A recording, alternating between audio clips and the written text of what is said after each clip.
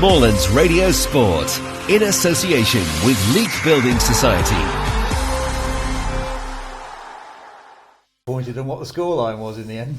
Yeah, I mean, I'm not disappointed because I think in reality, if they're a good team. They're a good team, and I've just said to the players, we played Whitton here a few weeks ago, and we had a similar scenario. We'd scored 3 goals in the first half, albeit we had a clean sheet intact at that time, and the second half was a lot more challenging, and I think that again shows the growth today of us, because I felt in the second half we had control. 3 that have come in, they're just working so hard, they look so fit. So we've got a lot at the moment going for us, but just said to them as well, we're not even at the halfway stage yet, so we certainly can't be getting carried away. No, a long way to go. But that front line of Carr, Stevenson, Trickett-Smith, every team in the league must fear coming up against them, because their interchange of passing, running off the ball, the way they work together was excellent. For this level of football, I mean, it's a joy to watch.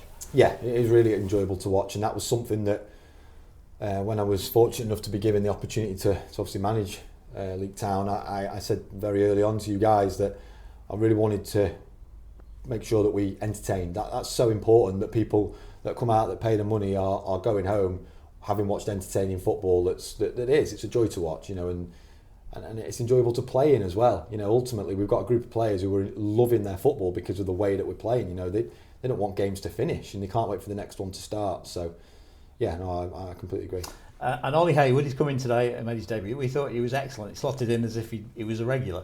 The opportunity to bring Ollie in was something I couldn't turn down. I've known Ollie a long time, since he was 11 years old. He came through the ranks at Stoke, and obviously he's with Chester now.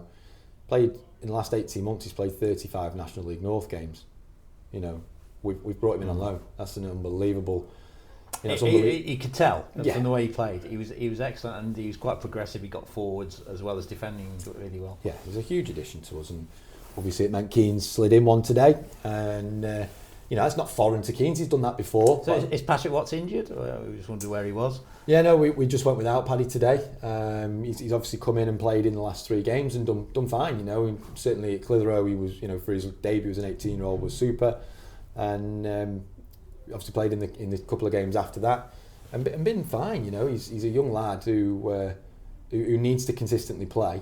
We certainly don't want to lose Paddy, but I think we've got to get that programme right for Paddy now, whereby he's going and playing football regularly. He sat on the bench for sort of 8 to 10 weeks before getting that opportunity. He's played them 3 games, had a little taste of it, and now we need to try and get him playing regular. And you had Oliver Bavington on the bench, not someone we'd seen before. Yeah, Bavo's been named once before, but he's from the development squad. Again, he's got decent pedigree through his from his younger years, having come through Cruise Academy, but he's been with Leek for a little while now, and doing well in the development squad.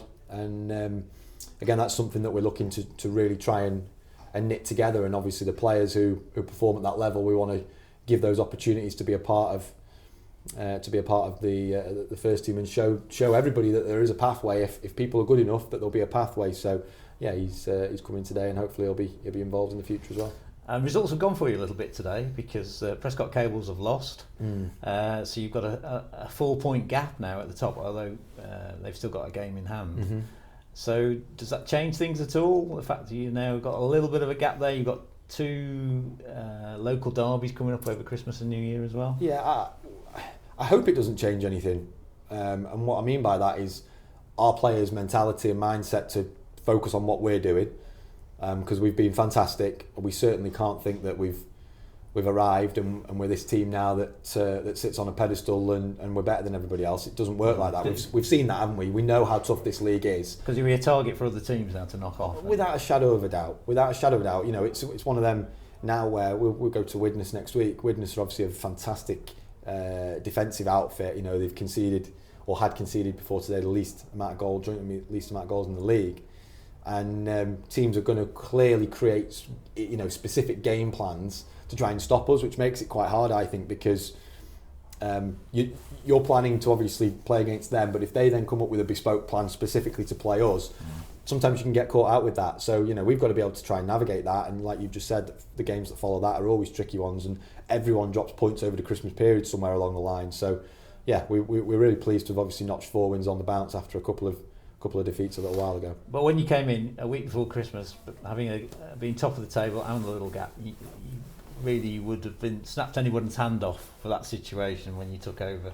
Even more so given the FA Cup run and following. I remember us playing South Shields following that game, coming in and looking at the league table at that point, and there was teams who obviously played 3 or 4 games more than us, but we were 15 points off the top of the league, you know, and that was obviously because of the cup run. But to have turned that round before Christmas and be in the position we're in is absolutely incredible.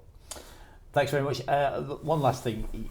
You must want a few more people to come down and watch the club over the Christmas period, to come and watch, because the football is so entertaining.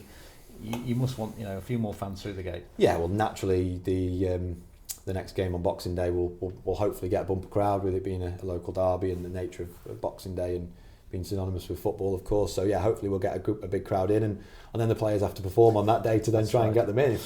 If the punters come through and we don't perform on that day, then they don't come back again. But yeah, absolutely, I do have to say that the football the lads are playing is an absolute pleasure to watch right now, and I'm absolutely delighted with them. Josh, thanks for your time and congratulations again on a fantastic win. Thank you very much, Ian.